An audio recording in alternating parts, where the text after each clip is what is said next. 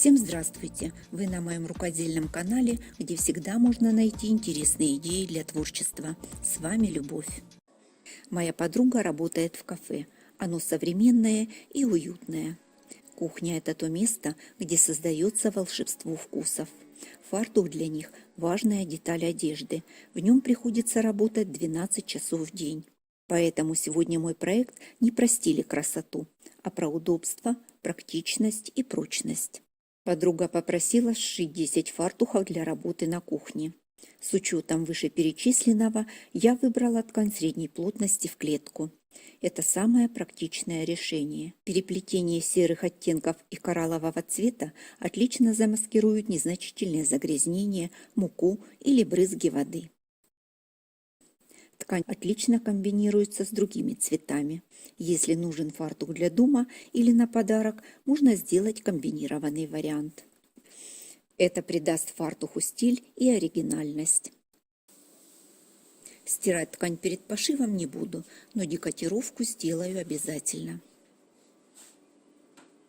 От основного отреза взяла 1 метр ткани. Ширина у нее 1 метр 50 сантиметров. Кромки срежу. Разделю по сгибу на 2 половинки. Из 1 метра у меня получится сразу 2 фартука. Эту ткань я купила не только из-за подходящей расцветки и хорошего качества. Она шла по акции, и цена на нее была очень привлекательной. Получилось 2 отреза шириной 73 сантиметра и длиной 1 метр. От верхнего среза размечу 3 полоски шириной 6 сантиметров. Это будут завязки для фартуха и лямка.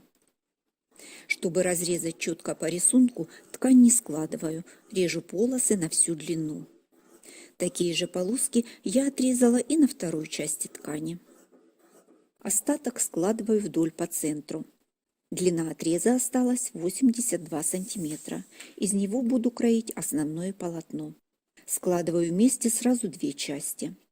Чтобы ткань при раскрое не сдвигалась, сколю ее булавками. Выкройки не будет, построение прямо на ткани. Важно правильно определить длину фартука. Он не должен путаться между ногами и не должен мешать активно двигаться. Для роста 160 сантиметров длина будет 75 сантиметров.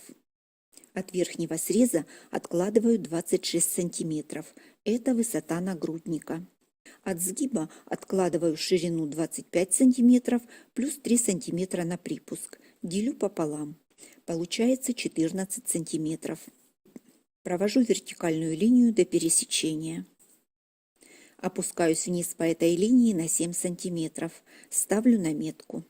Сбоку будет достаточно 5 сантиметров. В углу размечаю карман 19 на 19 сантиметров. Получилось 3 контрольные точки, 7 сантиметров, угол кармана и 5 сантиметров. Соединю их плавной линией. Это будет боковая сторона нагрудника. Наведу пожирнее, чтобы лучше было видно на камеру. Выкройка фартука готова. Сначала вырезаю карман. Затем по боковой линии. Припуски заложены в выкройку, так что вырезаю прямо по разметке. Основные детали сразу для 2 фартуков готовы. Раскладка очень экономная, можно сказать, безотходное производство. Для пошива буду использовать 2 цвета ниток. Половина будет с серой отделочной строчкой, вторые 5 фартухов сделаю с коралловой. Сначала подготовлю завязки и лямки. Сшиваю сразу все с 2 сторон. Припуски оставляю на ширину лапки. Заготовки предварительно не скалываю, их легко соединять по рисунку, просто совмещаю полоски. Заготовки разрезаю и высекаю уголки. Выворачиваю их с помощью деревянной палочки. Не самое удобное, но что нашлось под рукой. Сразу выправлю уголки и выворачиваю на лицевую сторону. Выправляю шов и проутюживаю полоски с паром. Чтобы стабилизировать завязки, по краям проложу отделочную строчку с 2 сторон. Использую для этого специальную лапку с ограничителем. Очень удобно. Выставила нужный размер, и машина сделает одинаковые ровные строчки. С завязками разобралась. Дальше карманы. Чтобы сохранить размер кармана, вырезала планки для обработки верхнего среза. Вход в карман и планки укреплю клеевым флизелином. Это слабое место кармана. Соединю детали с припуском на ширину лапки. Отделочную планку заутюжила на изнаночную сторону. Сделала небольшой перекат. Припуск заутюжила и теперь закреплю его. Строчку прокладываю тоже лапкой с ограничителем. Вход в карман тоже закреплю отделочной строчкой, но размер увеличу до 0,5 см. Отделка простая, но так карман прослужит дольше. С остальных 3 сторон заутюжила припуски на 1 см. Карман будет один. Определяю центр фартука. Вниз опущусь на 8-10 см, чтобы карман был не низко. Это стандартная величина. Буду совмещать рисунок на основной детали с рисунком на кармане. Заколю булавками по центру и с каждой стороны. Думаю, этого будет вполне достаточно. Пришивать карман начну с закрепки в виде треугольника. Строчку прокладываю как можно ближе к краю. В уголках разворачиваюсь на игле. Верхний срез с другой стороны тоже закреплю треугольником. Сделаю размер треугольника на высоту отделочной планки. На такой ткани будет отлично смотреться двойная строчка, и, что немаловажно, она продлит жизнь карману. Нагрузка будет распределяться равномерно и добавит износоустойчивости. В конце обязательно влажно-тепловая обработка. Никогда не пропускаю этот этап. Сначала проутюжу с изнанки, затем с лицевой стороны. Карман готов. Теперь обработаю боковые срезы нагрудника, скроенные по косой. Заутюжу припуск на 0,7 см. Если ткань сильно тянется, можно проложить стабилизирующую строчку на ширину припуска и уже по ней заутюживать. В рабочем фартухе важна прочность. Обработаю срезы двойной подгибкой. Закреплю прямой строчкой. Длина стежка 2,5 мм. Так край получится прочный и не будет растягиваться.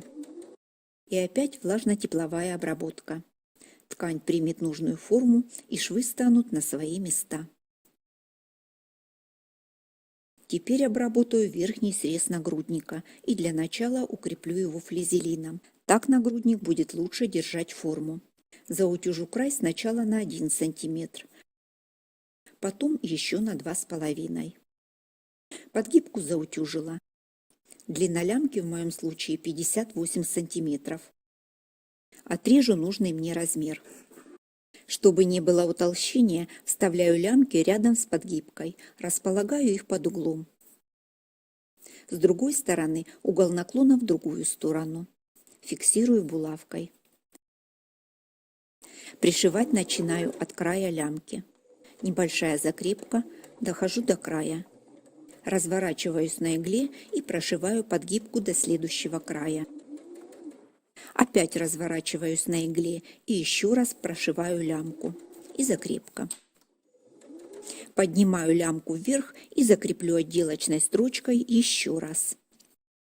Лямки должны выдержать сотни циклов надевания и не натирать шею. Чтобы завязки не оторвались в самый неподходящий момент, я их вшиваю прямо в боковой шов.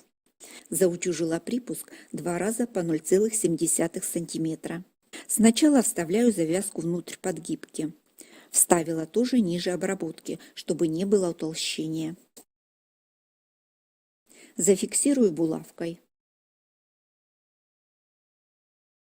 Закрепила прямой строчкой. Длина стежка 2,5 мм. Отгибаю завязку на лицевую сторону и закреплю дополнительной строчкой.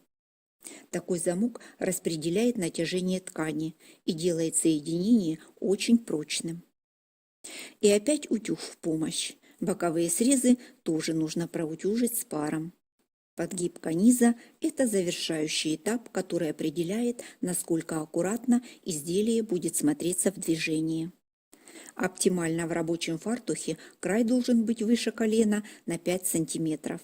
Заутюживаю припуск сначала на 1 сантиметр, затем еще на 3 сантиметра. На припуске 1 сантиметр заложу уголок, затем подогну припуск. Затем еще раз подогну на 3 сантиметра. Так боковой шов будет аккуратный и припуск выглядывать не будет. Строчку прокладываю по краю, совмещая рисунок. Здесь очень важно, чтобы строчка прошла на одинаковом расстоянии. На клетке смещение очень заметно. Дохожу до края, разворачиваюсь на игле и закрываю боковой шов. Потом еще раз и делаю закрепку. Получается аккуратная обработка. Широкая подгибка в фартуке утяжеляет край и смотрится более профессионально. Пошив фартука закончен. Скажу больше, закончены все 10 фартуков. Каждый из них прошел через мои руки.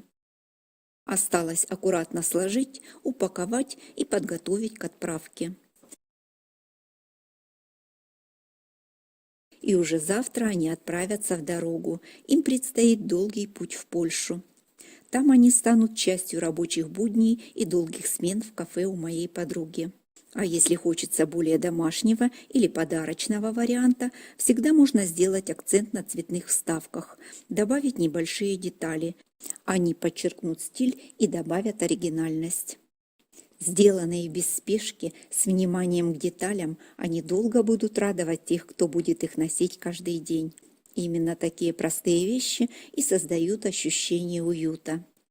На сегодня все. Надеюсь, мое видео будет полезным, а я на этом с вами прощаюсь. До новых рукодельных встреч!